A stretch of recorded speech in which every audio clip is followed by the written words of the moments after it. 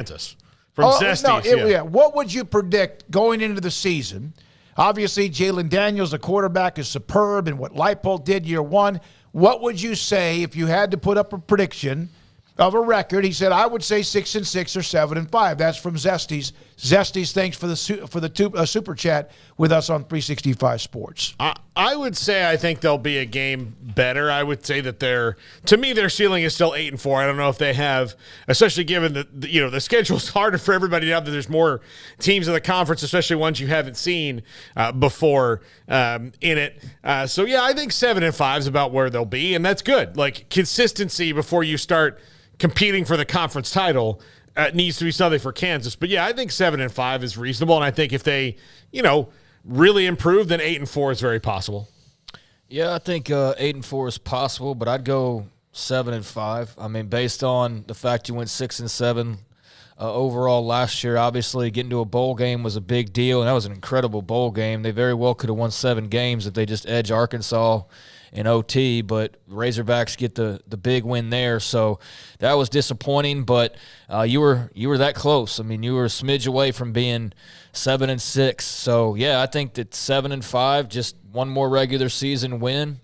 Given also the fact that you played a good portion of that schedule and you went sideways when Jalen Daniels got hurt. Now he's back and he's healthy. Your roster should only be better. You've had another full off season. More, just in terms of just the program's health has occurred and grown. And there's every reason to believe they're going to be slightly better than they were. So I think adding one win onto that total is more than fair. And if you want to go 8, I mean, looking at their schedule, they should start off 3-0. I mean, they should beat Tennessee Tech. They should – wait, hold on, let me go back. That was 22-23. They should beat Missouri State. Illinois in week 2. That'll be a good little game in Lawrence. Don't be a barometer. Yeah, Nevada in week 3 should be a win. So you're 2-1, 3-0 to start off with. And looking at the schedule, I think just the mix of some of the new schools in there.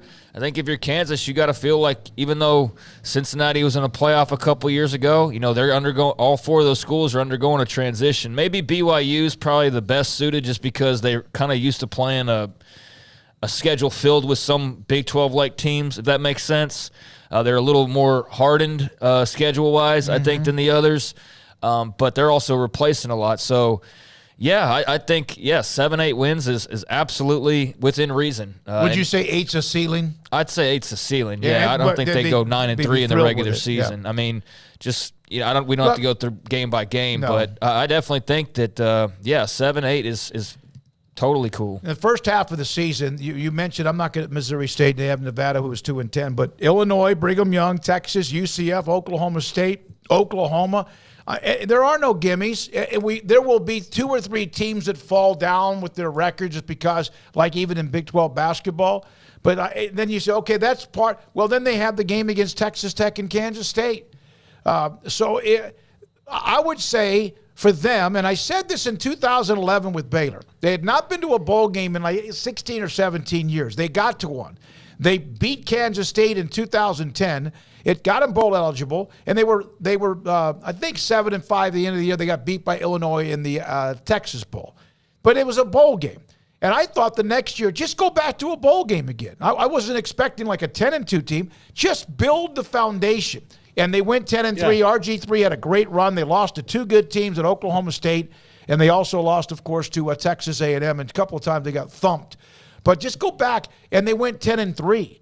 Now, I think Kansas, you just want to build that foundation. Doesn't mean you can't go 8-4, but build the foundation, go back-to-back, get it consistent, and try to keep it from being up and down like a roller coaster. Yeah, I think it's going to be really important how they handle the first stretch of Big 12 play because they should be at worst 2-1 after the first 3 of the non-conference. That's a given that they should be at least 2-1 with Missouri State and Nevada, I think. But Illinois, you can call that more of a coin flip or barometer or what have you. But yeah, I mean, BYU and Lawrence, UCF and Lawrence, traveling to Texas in between, traveling to Stillwater, got Oklahoma at home, go to Ames, Tech at home, K-State at home, and then to Cincinnati. So it's a very interesting schedule with those new teams peppered in there. But by no means is it too much for them to to tangle with. So yeah, that's gonna be a fun Vegas bet. You know, how do the people see Kansas, and can they improve by another game? Because just based off last year, they made it look like it'd be easy to get to 8 wins with a full, healthy Jalen Daniels. Yeah. But, I mean, who knows with the schedule this time around. They lost 7 of their last 8. Of course, Daniels was out for some of that. And they also lost to TCU by just 7, Oklahoma by 10, Baylor by 12, Texas Tech by 15. And they got blown out by UT badly, 55-14. It's about the time UT started to turn it on, and Kansas State beat them by 20. The 3 overtime, that was an incredible game with Arkansas. But with Daniels there, it gives them a puncher's chance. And beat Houston 48-30. Beat Iowa State in a low-scoring game. And most people played Iowa State.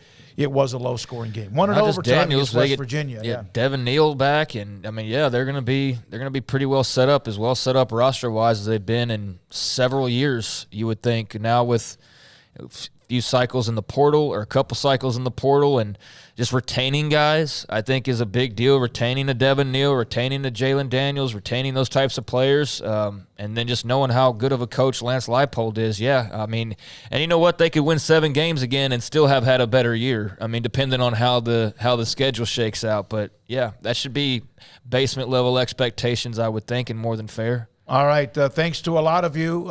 Paxton, Kansas scares me, Kim, but let's not forget they lost 7 of the last 8. Sandra Green, they'll go 4-8. Somebody said yikes to that. She dropped the hammer. Paxton, way to go, Sandra, who's a UT fan along with Paxton. Now they're going to beat Texas. You jinxed us again. Kansas tore us up. Juan from UH fan, I didn't expect it. It was bad by 18 points. And Kim, Kansas ain't beaten Tech or Texas, but they should have beaten Arkansas, which they had that game. That was a great bowl game. And it was a 3-overtime loss. When we come back, Jeff Howe covers the University of Texas. Thoughts on the quarterback